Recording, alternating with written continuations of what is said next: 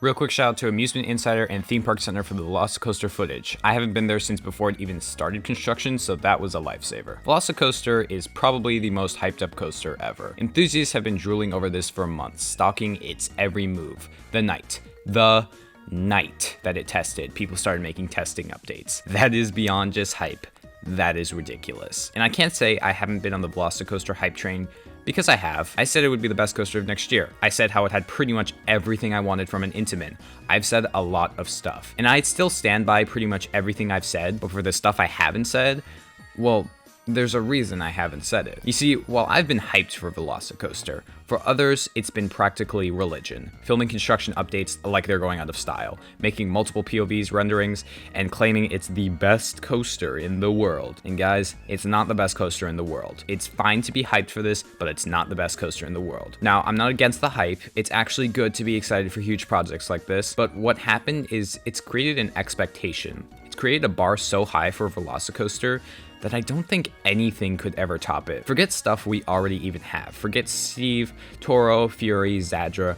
I'm talking anything. The potential for coasters just isn't even there for the amount of hype it's been getting. It's just not possible, especially with the issues Velocicoaster is having, and as much as I hate to admit it, there are some problems with this ride, and they're problems I need to address. But back to what I was saying before, this ride can't possibly satisfy the hype it's been getting. Believe it or not, this ride has been getting hype since before Hagrid's even opened, and it's going to continue getting hype until it opens. You know what this reminds me a lot of? A new game called Cyberpunk 2077. Now, while I am a coaster channel, I also love video games, and this is probably the biggest video game released of all time. I mean, they even got the guy from Fortnite in it. Cyberpunk has been getting hype for years now, so when it finally released, the expectation was so high that nothing could ever reach them. And then the game released and it was a buggy mess. What is happening here? And now people are giving it 0 out of 10s after a year of hype. I mean, yes, I get that it's buggy, but I feel like even so, it doesn't deserve a 0 out of 10. Even the art style or world building alone could deserve at least a 2. But the reason it's been getting this hate, the reason it's getting 0 out of 10s, being called the worst game of the decade, is because it didn't live up to the expectation. It wasn't what people were hoping for, and after so long in the oven, any flaws that it has been magnified by 1,000. Because come on, I mean, this is literally equivalent to literally any e-game in terms of bugs, and still a 5 out of 10. What I'm trying to say is Cyberpunk got so much hype that no matter how good it was, it couldn't live up to the expectations, and any flaw that it had would be magnified by everyone. And yes, I know Cyberpunk was a mess. I'm not trying to downplay what happened here. I know CD Projekt Red really messed up, but it's not as bad as people are saying. So what does this have to do with Velocicoaster? Well, it's in the exact same position. Velocicoaster has been hyped up so much over the past couple of months that when it opens, if it so much has one teensy-weensy issue, everyone will be disappointed. And I think judging off the testing footage, it does have a problem. And it's probably one of the most overlooked, yet important parts of a coaster. The pacing on a coaster is probably the most important thing that no one talks about. Because you see, without good pacing, nothing else matters. If you take airtime hills too slow, you're not going to get airtime. And obviously, you're not going to get that sense of speed with bad pacing. If you take inversions too slow, you're not going to get that whip. Now, the one thing that isn't affected by pacing is hang time. In fact, bad pacing contributes to good hang time. But Intamins aren't exactly known for their hang time. You see, Intamins are built to be monsters. Their pacing is some of the best in the game, but there's something different about Velocicoaster. It's something that they've never had to worry about on the launch coaster before, and that is the length of the train. You see, you take a look at Intamin launch coaster trains, they're all very short. Look at this, look at Mavericks. It's all nice and cute with the little 12 people. Look at Terran. Look at how small these trains are. And then you see Velocicoaster, and it's like, boom. It's longer than the Great Wall of China. These trains are not short enough for the type of elements this coaster is trying to pull off, and it shows in the pacing. I mean, you look at Maverick or Taiga, and you just see it snap through its inversions, and then you see Terran power through all its launches like whoo. And then you look at Velocicoaster, and it looks a little slow comparatively. The first half is laughably slow. Like, look at this. It looks slower than a B&M Looper. It looks like a dive coaster going through this Immelman.